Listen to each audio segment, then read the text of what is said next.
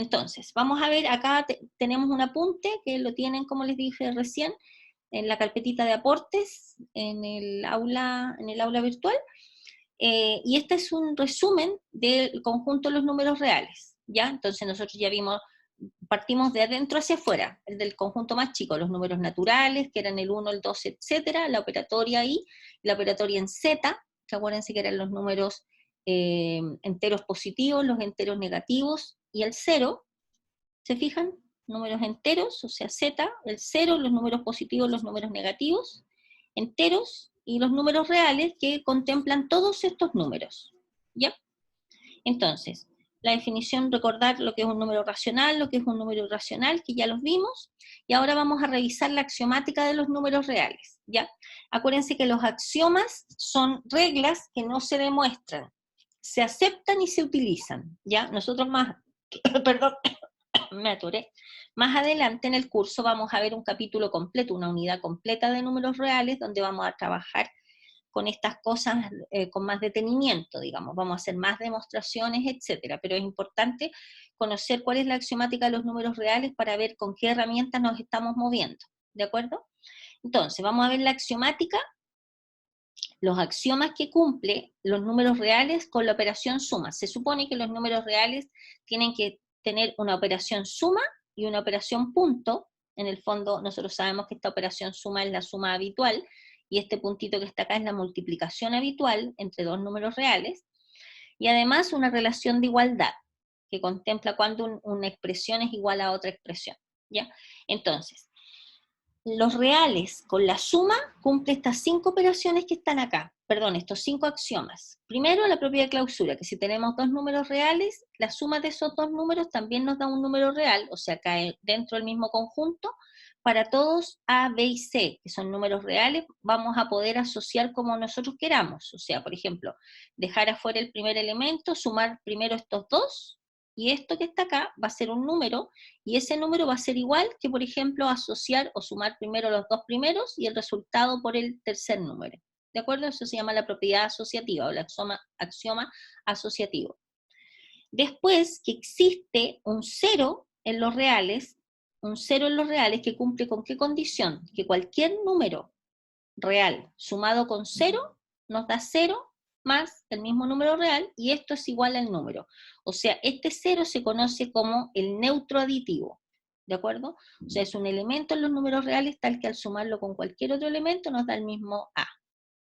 Después, el inverso aditivo, que para todo A que pertenece a los reales, existe un único, acuérdense que ese E, como con un signo de exclamación, existe un único, menos A, que esta es la representación del inverso aditivo, tal que cumple que A más menos A es lo mismo que menos A más A, esto es por la propiedad, claro, que es igual a menos A más A, y esto que está acá nos da el neutro, ¿ya? O sea, ojo que los inversos aditivos es uno para cada número real, ¿de acuerdo? Hay un número real, tiene su inverso aditivo. Hay otro número real, tiene otro inverso aditivo.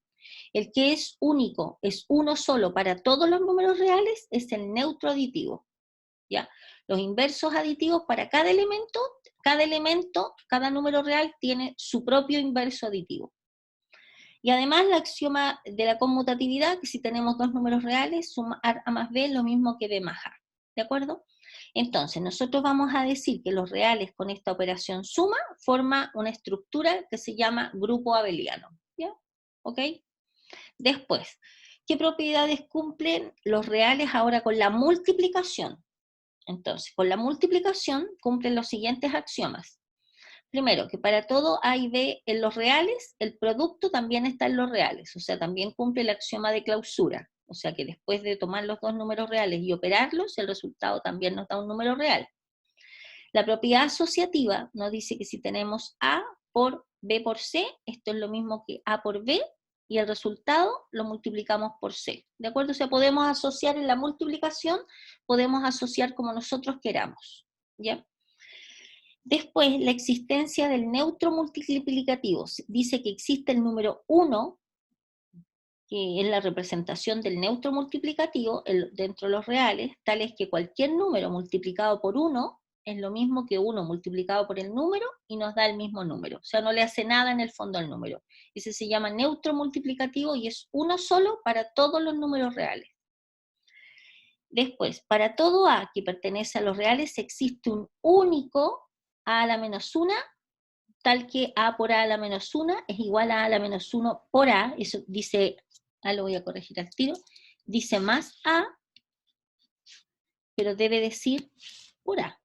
Ese es un por. A la menos 1, no me gustó ese color, con rojo. A la menos 1 por A, ¿de acuerdo? Un error de la escritura. Tengo una pregunta acá. ¿Esta propiedad del axioma del inverso multiplicativo se cumple para todo A en los reales? ¿O hay que hacer alguna salvedad? ¿Hay algún número real que no tenga inverso multiplicativo? ¿El 0? Exactamente. Aquí faltó poner que para todo A que pertenece a los reales, excepto el 0. ¿De acuerdo? El 0 es un número real. Pero el 0 a la menos 1, que es la notación, ojo, notación del inverso multiplicativo del 0. Este numerito no existe. ¿De acuerdo? Cuando yo escribo estrellita a la menos 1, esta notación, ojo, no es 1 partido por estrellita necesariamente, va a depender de la definición de la operación punto con la que uno esté trabajando, ¿ya?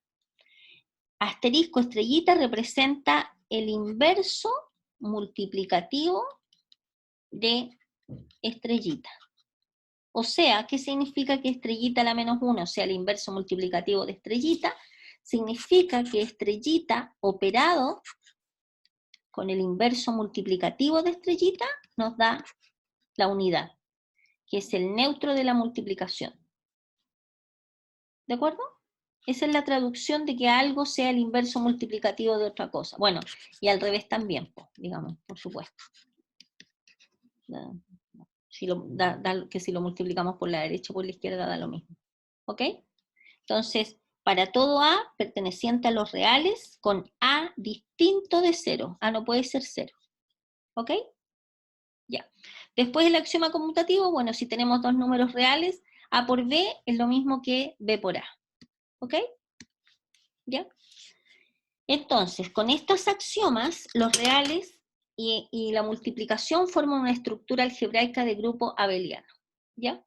Además de eso, fíjense que ya tenemos 5 axiomas de la suma, tenemos 5 axiomas de la multiplicación, y además si le agregamos los axiomas distributivos, o sea, que nos relacionan la multiplicación con la adición, que son los siguientes, que A multiplicado por B más C es lo mismo que A por B más A por C, y que B más C multiplicado por A es lo mismo que B multiplicado por A más C multiplicado por A.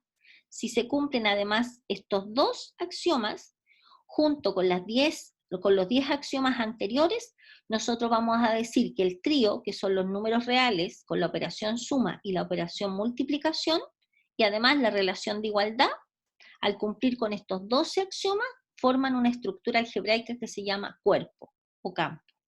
¿De acuerdo?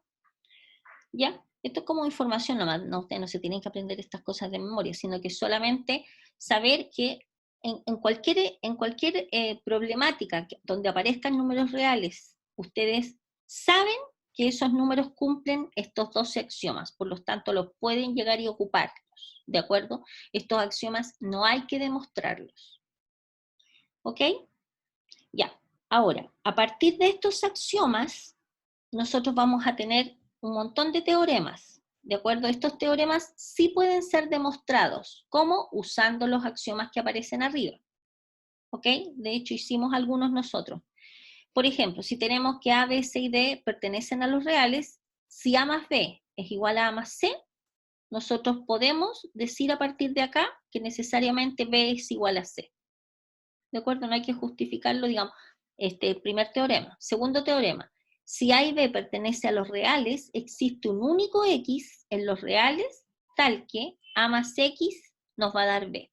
O sea, en el fondo este teorema nos dice que existe un valor de x tal que a más x es igual a b. Claramente el x que nos sirve sería b más el inverso aditivo de a, que sería b más menos a, ¿no es cierto? ¿Sí? En el teorema 3 tenemos que b menos a es lo mismo que b más el inverso aditivo de a. Y el siguiente teorema nos dice que el inverso aditivo, ojo, fíjense cómo voy leyendo las cosas, yo no estoy diciendo menos a es igual a a. Estoy diciendo, aquí hay unos errores que los voy a ir cambiando al tiro. Este es menos a es igual a, o sea, que el inverso aditivo del inverso aditivo de a es igual a a. Ahora a multiplicado por b menos c es lo mismo que a por b menos a por c. 0 por a es lo mismo que a por 0 igual a 0. Si a es distinto de 0, si tenemos que a por b es igual a por c, fíjense que aquí está la justificación de por qué uno puede simplificar las a ambos lados, y nos queda que b es igual a c. Si a y b son números reales, con a distinto de 0, existe x en los reales tal que a por x igual a b, y claramente el x va a ser igual a b por a a la menos 1, ¿no es cierto? ¿Sí? Por eso el a es distinto de 0, porque para que exista el a a la menos 1. Si a es distinto de 0, b partido por a, esta notación, b partido por a, es lo mismo que b multiplicado por el inverso multiplicativo de a. ¿De acuerdo? Si a es distinto de 0, el inverso multiplicativo del inverso multiplicativo de a es igual a a. Si uno tiene un producto igual a 0, entonces o a es 0 o b es 0, y no hay otra posibilidad. O sea, uno de los dos factores tiene que ser 0. Tenemos el inverso aditivo en el teorema 12, inverso aditivo de a multiplicado por b es igual al inverso aditivo de a por b. El inverso aditivo de a por el inverso aditivo de b nos da a por b. ¿Ok? Y el teorema 13 nos dice que si b es distinto de 0, entonces la multiplicación de a partido por b por c partido por d es lo mismo que a por c partido por b por d. ¿Ya? ¿Ok? Y los teoremas, bueno, el teorema 14, ¿qué nos dice? Nos dice que si b es distinto de 0 y c es distinto de 0, en el fondo este teorema es la división de fracciones, que se mantiene la de arriba y se multiplica por la de abajo invertida, y esta que aparece acá es la definición de la suma de dos fracciones, ¿ya? Ahora vamos a ver, después vamos a meternos al Stewart para mirar algunos ejercicios. Déjame borrar esas rayas que aparecen ahí. Ya, ahora vamos a hacer la definición formal de qué cosa es una potencia, ¿ya? Entonces, definición. Si A es un número real y N es un número natural, ojo con esto, o sea, lo que estamos diciendo es que el exponente que aparece acá arriba, tiene que ser un número entero positivo, ¿de acuerdo? Porque N está en los naturales. En cambio, la A, que es la base, puede ser cualquier número real. Entonces, un número real elevado a un número natural, por definición, esto que está acá no es otra cosa más que la notación que usamos para representar el producto de A por A, por A, por A, por A. ¿Cuántas veces? N veces. N veces A. ¿De acuerdo? Entonces esto es una notación que representa la multiplicación de factores iguales donde cada uno de los factores es igual a la base. ¿Ya? Entonces tenemos los siguientes teoremas. Si A y B son números reales y N y M son números naturales, entonces vamos a tener que A elevado a M por A elevado a N, se conserva la base y se suman los exponentes, ¿no es cierto? Si tenemos A elevado a N por B elevado a N, o sea, cuando las bases son distintas y los exponentes son iguales, podemos escribir esto como el producto de A por B, esto elevado a N. Si tenemos A elevado a M y esto elevado a N, eso es lo mismo que A elevado a M por N. Si A es distinto de 0, vamos a tener que A elevado a N, o sea, una potencia de un número distinto de 0, siempre va a ser distinto de 0 también. ¿De acuerdo? 1 elevado a N obviamente es 1, y por definición 0 elevado a n obviamente también es 0, porque es 0 por 0 por 0, n veces, por lo tanto 0 elevado a n es igual a 0. También, si tenemos a elevado a m, ahí se borró la m, déjenme anotarla, a elevado, aquí arribita, a m partido por a elevado a n, eso es lo mismo que a elevado a m menos n, ¿de acuerdo? Se conserva la base, se toma el exponente de arriba y se resta el exponente que aparece en el denominador. Ya, obviamente con a distinto de 0 porque no podemos dividir por 0. Después, si tenemos a elevado a n partido por b, esa es una b elevado a n partido por b elevado a n, eso es lo mismo que a partido por b elevado a n, ¿ya? Donde b es distinto de 0, perdón. ¿Ok? ¿Ya? Esa es la definición y las propiedades de potencia. Nosotros después vamos a hacer ejercicios donde vamos a practicar esta cosa, vamos a aplicar todas estas propiedades, ¿ya? Ahora, usando, déjeme borrar esos puntitos que me quedaron ahí. Nosotros vamos a definir qué es una raíz, ¿de acuerdo? ¿Qué son las raíces? Definición. Sea A un número real y n un número natural, vamos a decir que un número b se denomina raíz n-ésima de a si solo si a es igual a b elevado a n. O sea, lo que estamos diciendo es lo siguiente. En esta definición, dice, b se denomina, b es igual, b se denomina raíz n-ésima de a, si, solo si, ¿cuándo pasa esto? Cuando el b elevado a n nos da a. ¿De acuerdo? ¿Ya? Acuérdense que este n que está acá arriba es un número natural. ¿De acuerdo? ¿Ya? Ya. A ver, nosotros, en lo que acabamos de ver recién, por ejemplo, en potencias, antes de pasar directamente a esto, en potencias, si ustedes se fijan, definimos lo que era a elevado a n, cuando el a, este que está acá abajo, es un número real, y cuando el n pertenece a los naturales, ¿cierto? Entonces, a partir de lo anterior, ¿qué cosa sería a elevado a menos n?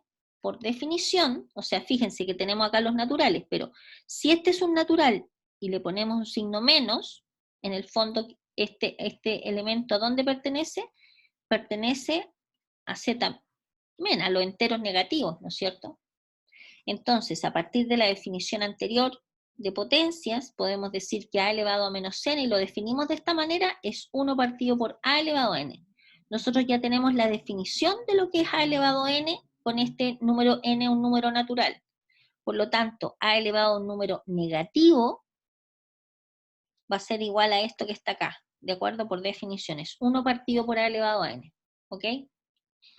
Y además de eso, aquí va a ser igual a elevado a un n partido por m, donde, ojo, el m es distinto de 0,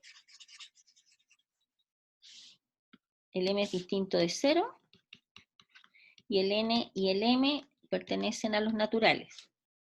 Por definición, y aquí aparecen las raíces en el baile, es lo mismo que la raíz m-ésima de a elevado a n. ¿De acuerdo? Entonces, con esta definición, nosotros ya, ¿qué tenemos? Tenemos definido a elevado a cualquier número. Cualquier número que pongamos acá arriba, ya lo tenemos definido. Si este número es un número natural, o sea, un número natural, es la definición original. Si este número es negativo, es la definición que borré que estaba acá, y si este número es una fracción, es esta definición que aparece acá. ¿De acuerdo?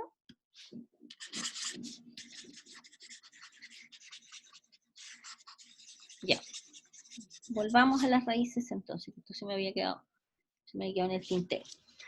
Entonces, sea A, fíjense en lo siguiente, en la definición número 1, entonces vamos a tener, recordando lo que habíamos escrito anteriormente, vamos a decir que b es la raíz enésima de a, ¿ya? Donde a es un número real cualquiera, y el n es un número natural.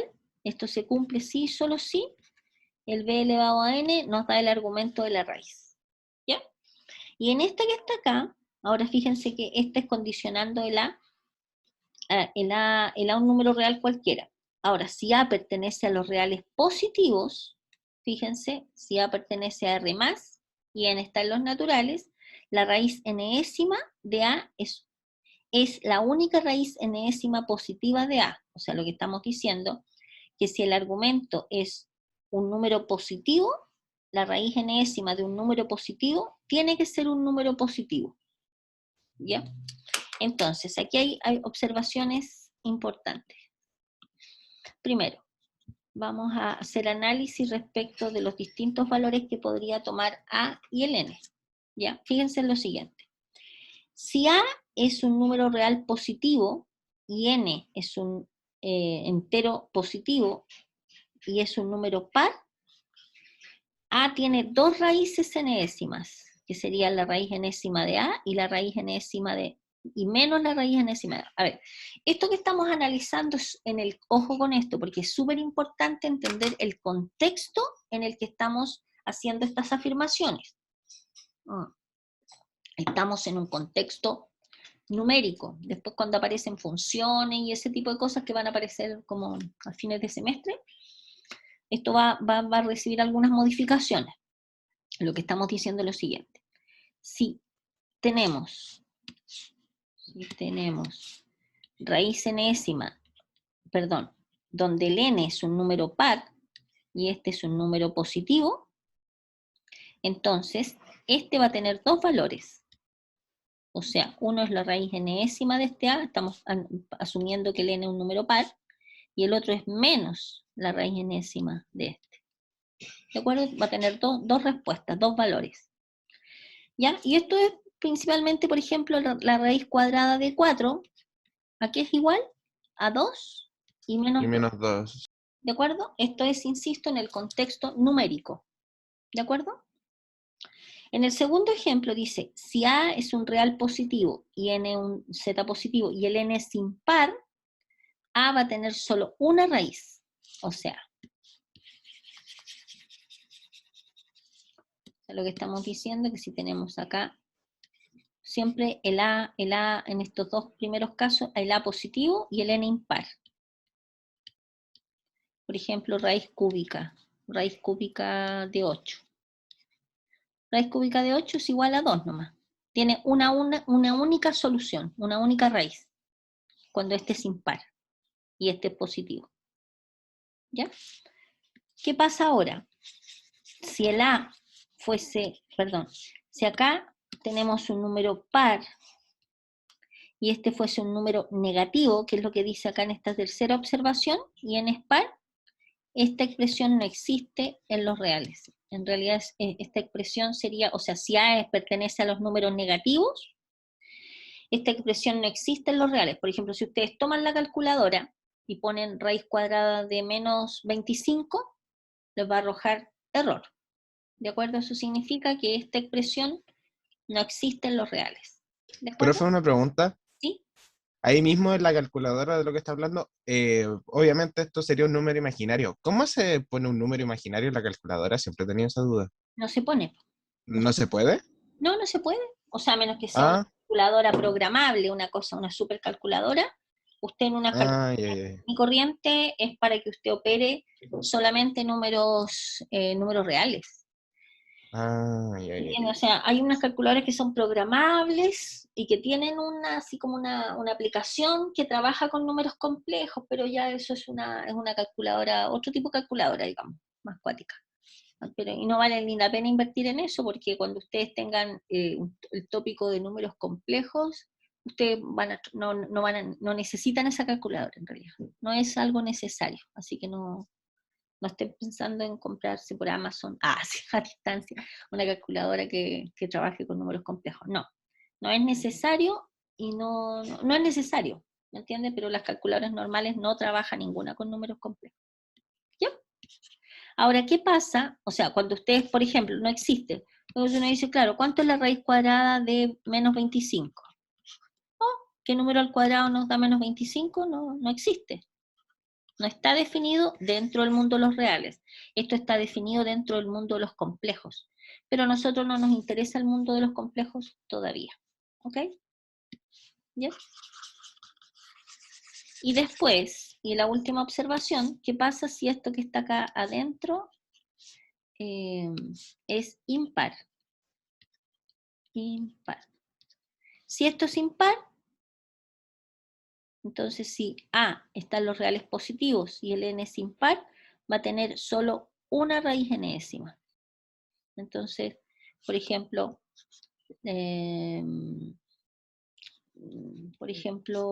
raíz cúbica de 27. Es 3, ¿cierto? ¿Sí? Profe, pero ahí dice que A pertenece a los reales negativos. Ah, perdón, no he dicho nada. Ya, esa. Raíz cúbica de menos 27. ¿Qué sería? Menos 3. O sea, fíjese que es menos la raíz enésima de menos A. A ver, esto que está acá, este menos está de más. ¿Ah? A ver, lo que corresponde es poner menos la raíz cúbica de 27.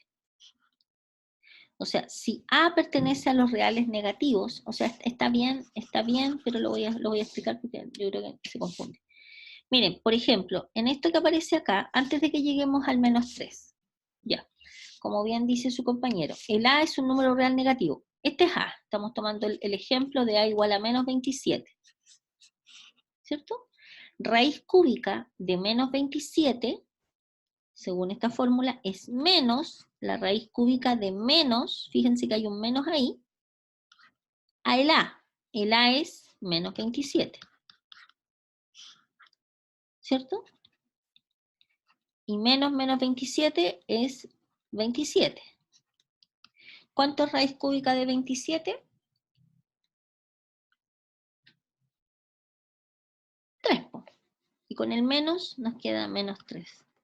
Por lo tanto, raíz cúbica de menos 27 es menos 3. ¿De acuerdo? Usando esa fórmula. ¿Ok? A ver, esto que yo les estoy mostrando acá numéricamente, ojo con esto que aparece acá son ejemplos para aterrizar las observaciones que aquí aparecen, ¿de acuerdo? Son ejemplos, aquí no hay ninguna demostración en lo que yo acabo de escribir, es solamente aterrizar las observaciones, ¿de acuerdo? ¿Ya? Bien, teoremas, por ejemplo, si la raíz enésima de A y la raíz enésima de B están definidas, cuando decimos que están definidas significa que esta expresión pertenece a los reales y esta expresión pertenece a los reales. Entonces, si estas dos cosas están definidas, entonces vamos a tener que la raíz enésima de A por la raíz enésima de B es igual a la raíz de enésima de A por B. Fíjense que esto está escrito como teorema, por lo tanto, todo lo que sea teorema es susceptible de ser demostrado, ¿de acuerdo? Estos teoremas, de hecho, algunos de ellos los vamos a demostrar hoy día en la clase de ejercicios.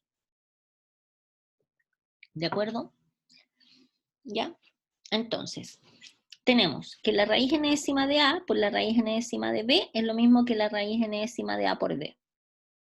Siguiente teorema nos dice que si B es distinto de 0, es obviamente la restricción que siempre tenemos que hacer cada vez que estemos trabajando con expresiones donde aparezcan denominadores, ¿de acuerdo? Si B es distinto de 0, la raíz enésima de A partido por la raíz enésima de B es la raíz enésima del cociente A partido por B. Si A es distinto de 0 y M es un número entero, entonces la raíz enésima de A elevado a M es lo mismo que tengamos la raíz enésima y este exponente lo podemos poner dentro del argumento de la raíz. ¿De acuerdo? Entonces la raíz enésima de A elevado a M es lo mismo que la raíz enésima de A elevado a M. ¿Ok? Después, la raíz mésima de A, o sea, supongamos que esta esté definida. Cada vez que uno escribe definida, significa que esta expresión pertenece a los reales, ¿de acuerdo? O sea, no estaríamos no estaríamos, por ejemplo, en este caso, que no es un número real, ¿de acuerdo? Entonces, si la raíz enésima de A pertenece a los reales, entonces la raíz enésima de la raíz mésima de A, esto es lo mismo que la raíz de, ¿qué hacemos con los exponentes? Los multiplicamos. La raíz de n por m de A. Si la raíz résima de A está definida, o sea, es un número que pertenece a los reales, y m es un número entero positivo, entonces la raíz de n por r, m por r, n por r sobre a elevado a m sobre r es igual a la raíz enésima de a elevado a m. Esto no es difícil de demostrar estas cosas, por si acaso. Después, el siguiente teorema, si a es igual a b, la raíz enésima de a es igual a la raíz enésima de b. Esto es como obvio porque a es igual a b. Después, si a es distinto de 0, la raíz enésima de a elevado a menos 1 es lo mismo que la raíz enésima de a elevado a menos 1. A ver, esto en el lenguaje que hemos hablado de la axiomática de los números reales, si a es distinto de 0, la raíz enésima del inverso multiplicativo de a es igual al inverso multiplicativo de la raíz enésima de a. ¿Ok? Y el último, si a es distinto de 0, la raíz enésima de a elevado a n es igual a a. Como les dije recién, en la clase de ejercicios de la tarde vamos a hacer algunas demostraciones de estas cosas. ¿Ya? Ya, siguiente definición. Si la raíz enésima de a existe en los reales, a elevado a 1 partido por n, bueno, es la representación de la raíz enésima de a. O sea, lo que estábamos diciendo es que a elevado a 1 partido por n lo podemos escribir como raíz enésima de a. Y si las raíces están bien definidas y n sobre m es irreductible, cuando hablamos de irreductible, a ver, lo que estamos diciendo es que, por ejemplo, el n, lo que estamos diciendo que el n, por ejemplo, a ver, 6 sobre 9. ¿Esta fracción es irreductible o irreducible? ¿Sí o no? No, No, ¿no es cierto? ¿Por qué? Porque tendríamos que simplificar, o sea, es simplificable por 3, 3 por 2 y 3 por 3. ¿Esta es irreducible? Sí, ¿no? sí. ¿Ya? Ya, pero no me hable tan golpeado, don Camilo. Ah, sí. Oh, qué pesada, profe. Sí, fue echar la talla nomás, porque como estamos tan serios así todo el rato, es una talla nomás, estimado. Yo le agradezco que usted me responda, porque si no estaría en el rato esperando que alguien me responda. Así que muchas gracias por responder. ¿De acuerdo? Eso, en ese contexto estamos hablando de irreducible. Entonces vamos a tener que a elevado a n partido por m es lo mismo que a elevado a n, y esto elevado a 1 partido por m, y esto es lo mismo que la raíz decida de a elevado a n, que ya lo habíamos visto. ¿De acuerdo? ¿Ya? ¿Ok? Ya. Entonces, ahora vamos a orden a seguir en las operaciones con los números reales. Bueno, esto es como un recuerdo un poco de la prioridad de las operaciones. Aquí vienen como algunos tips así de cosas así como que uno debe saber, pero por si es como recordarle algunas cosas nomás. Cada vez que ustedes tengan alguna expresión, algún desarrollo numérico que realizar, tienen que acordarse del orden que tienen que seguir en las operaciones dentro de los números reales. Primero resolver todo lo que esté dentro de símbolos de agrupación, o sea, primero resolver todo lo que esté dentro de los paréntesis. Después evaluar las expresiones donde aparezcan potencias, después resolver las multiplicaciones y las divisiones en orden de izquierda a derecha. Esto es importante, porque si ustedes lo hacen de derecha a izquierda, les va a dar otro valor, un valor incorrecto. Y después hacer todas las sumas y restas también de izquierda a derecha. O sea, siempre tienen que, cuando ustedes se enfrenten al desarrollo de un ejercicio, voy a buscar por ahí algunos, a ver si los tengo para la tarde, algunos enunciados donde cambie la cosa si trabajan de derecha a izquierda, que si trabajan de izquierda a derecha. Entonces, cuando ustedes de repente se enfrenten a resolver una operatoria numérica, donde aparezcan, por ejemplo, una multiplicación y división juntitas, porque tienen el mismo nivel de prioridad, están en este nivel de prioridad, entonces uno dice, ¿qué hago primero? No se compliquen la vida, ustedes siempre trabajen primero de izquierda a derecha. ¿De acuerdo? Y lo mismo en la suma y la resta. Aquí hay un ejemplo. por ejemplo, si tenemos 12 por 9 menos 7 más 4.5 partido por 3 elevado a 4, perdón, 4 por 5, ese es un por que se anduvo cayendo, es 4 por 5, partido por 3 elevado más 2 elevado a 3. Lo primero que tenemos que hacer es hacer lo que está dentro del paréntesis, ¿no es cierto? 9 menos 7, que es 2, por 12 más 4 por 5. Bueno, ahora vamos a hacer las potencias, que es 3 elevado a 4 más 2 elevado a 3. ¿Cierto? 3 elevado a 4 que es 81 y 2 elevado a 3 que es 8, y después acá, fíjense que acá hay una multiplicación y hay una suma y hay una multiplicación. Entonces uno dice, bueno, a ver, ¿qué está primero en la prioridad? ¿La multiplicación o las sumas y las restas? Están las multiplicaciones primero, por lo tanto primero tenemos que hacer 12 por 2, que nos da 24, y después le sumamos 4 por 5, que es 20, y abajo podemos sumar, porque no hay ninguna otra operación que hacer en el denominador, así que 81 más 1, 89. Y ahora procedemos a hacer las sumas. Y por lo tanto esto es 44 partido por 89. ¿Ya? Propiedades de los números reales, así como que estamos, aquí aparecen algunos ejemplos de algunas propiedades de los números reales, ¿me entiende? La multiplicación, la conmutatividad, así como para mirar así ejemplitos facilitos. El recordarles un poco la regla de los signos, y aquí esta parte es importante, la representación de los números reales. ¿Ya? Así que un descanso de 3 minutos para que entremos a la representación de los números reales. Descanso. Ahora vamos a comenzar así como, a ver, primero, ¿hay alguna pregunta respecto de lo que vimos hacia atrás? ¿Alguna duda? Chicos, ¿no? ¿Estamos ok? No, No, profe. profe. Ya, ya. Ahora vamos a ver la representación de los números reales, ¿ya? Entonces, los números reales primero son ordenados. Decimos que A es menor que B y vamos a escribir A menor que B. Cada vez que uno escriba, fíjense acá, yo les voy a contar, no sé si les conté, porque yo a veces repito la historia, entonces se me olvida cuando ya las he contado, así que si la conté ya, yo les conté la dificultad que yo tenía cuando era cuando era pequeña, con la lectura de esto. Por ejemplo, yo cuando estudié, por ejemplo, acá, en esta expresión que aparece acá, yo era de las estudiantes, por ejemplo, decía menor o igual, que yo anotaba todo lo que el profesor decía, ¿me entiendes? O sea, los suspiros yo lo anotaba igual, lo marcaba igual, y sobre todo cuando era cerca de una prueba, porque yo decía, el profesor a lo mejor va a intentar darnos alguna pista de alguna cosa que me va a servir para la prueba. Así de cuática era yo cuando era estudiante. Entonces el profesor leía, por ejemplo, decía, cuando nos pasó esta materia, decía 3 menor o igual que X. Entonces yo rápidamente anotaba aquí con menor o igual, con una pésima letra, peor letra que esta, menor o igual que, listo. Entonces yo decía, ya, este símbolo cada vez que yo lo vea es el símbolo menor o igual que. Ya, fantástico. El profe avanzaba con la clase y de repente volvía y decía X mayor o igual que 3. Y yo decía, pero ¿cómo?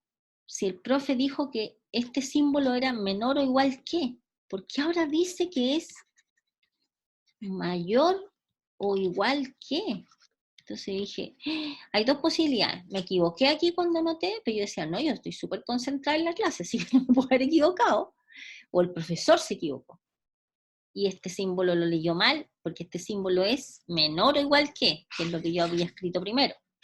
Entonces yo descubrí, después de pensar mucho en la situación, que el profesor no se había equivocado, que todo depende de la forma en la que uno lea.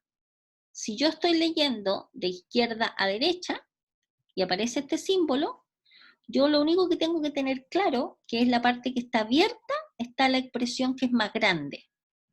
¿Me entiendes? Y donde está así, esto es chiquitito, es lo más pequeño. Entonces, si uno lee de aquí para allá, es 3 menor o igual que X, porque estoy leyendo de izquierda a derecha. Pero si uno lee de derecha a izquierda, uno dice X mayor o igual que 3. Por lo tanto, este símbolo se va a leer dependiendo de la dirección en la que uno esté leyendo. Yo lo encontré fabuloso cuando descubrí, usted dice, ay, profe, la tontera que está contando la profe, pero yo lo encontré fantástico cuando descubrí eso. Yo dije, oh, un símbolo que se puede, en el fondo es un símbolo que dependiendo del sentido de donde uno lea, es como uno lo dice. ¿Entiendes? Entonces lo encontré muy chévere, muy chévere. Ya, eso fue como una observación así, por si alguien tiene una inquietud parecida.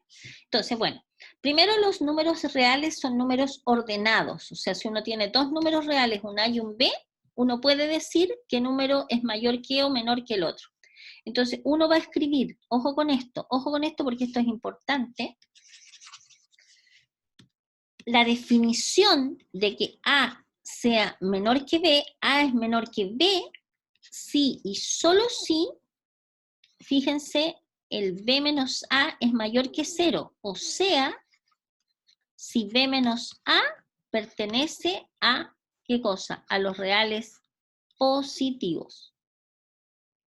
Esto es importante. Esta es la traducción de lo que significa que A sea menor que B. A es menor que B, significa que B menos A pertenece a los reales positivos. Entonces, cada vez que uno vea que A es menor que B, la interpretación que hace es esta.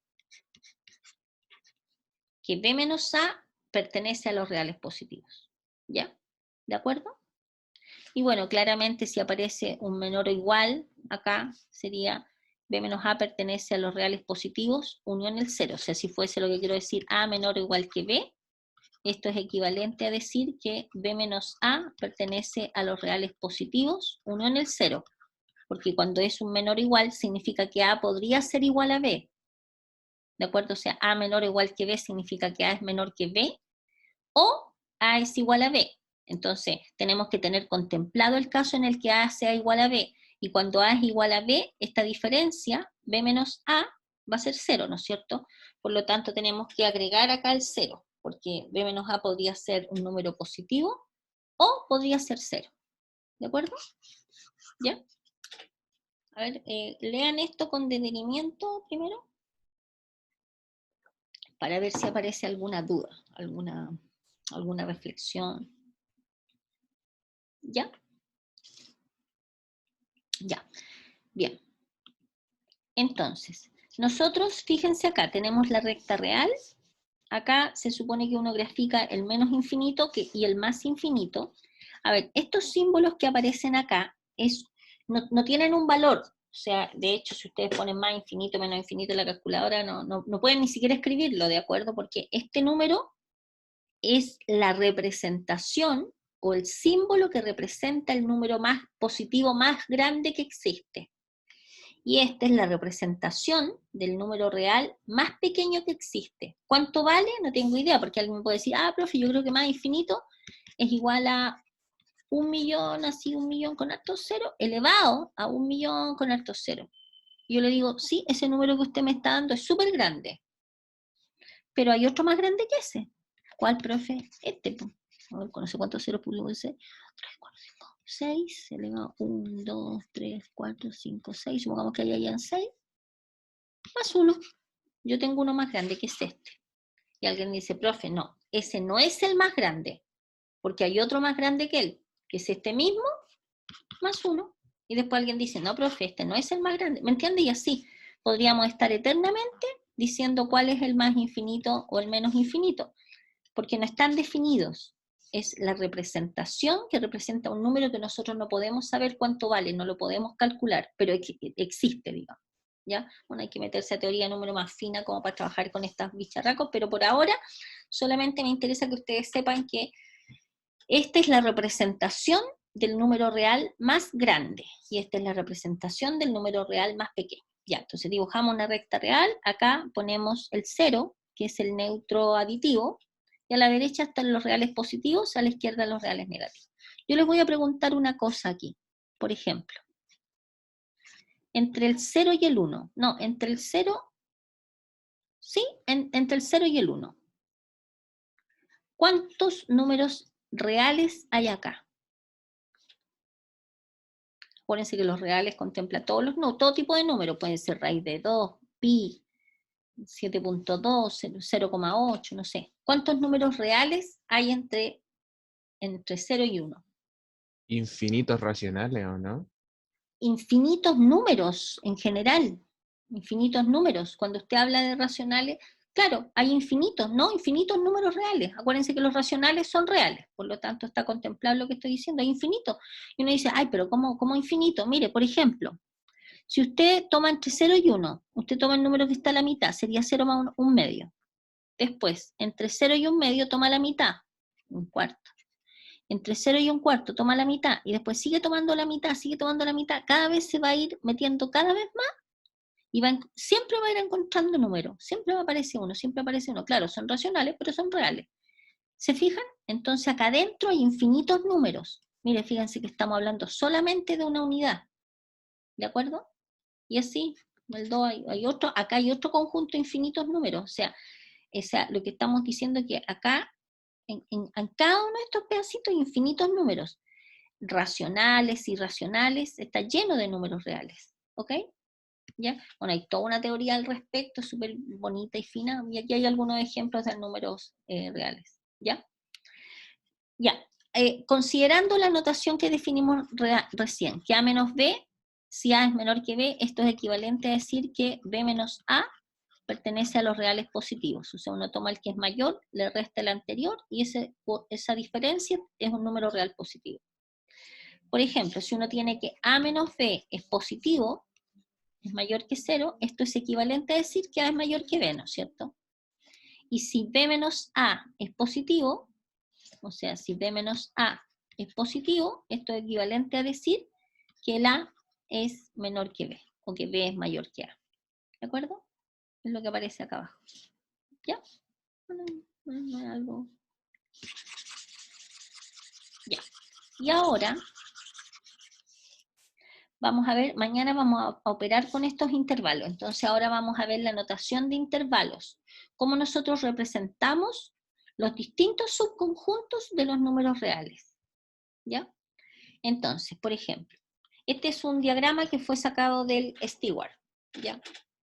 Yo trabajar con el Stewart, pues, bueno, igual ustedes échenle un vistazo a los ejercicios que aparecen en el Stewart cuando estén preparando la prueba.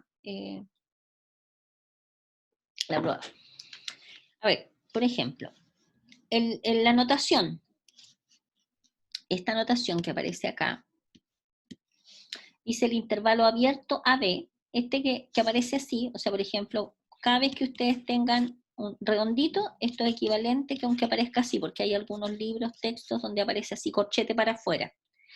Esto que está acá representa todos los valores de X en los reales, o sea, estamos tomando los X en los reales, tal que el X está entre A y B, sin tomar A y B, o sea, en el fondo tenemos la recta real, dibujamos el A, dibujamos el B, no los toca, cuando es en paréntesis redondo o corchete hacia afuera, él no toma los extremos. Son todos los números reales, los infinitos números reales que aparecen acá adentro.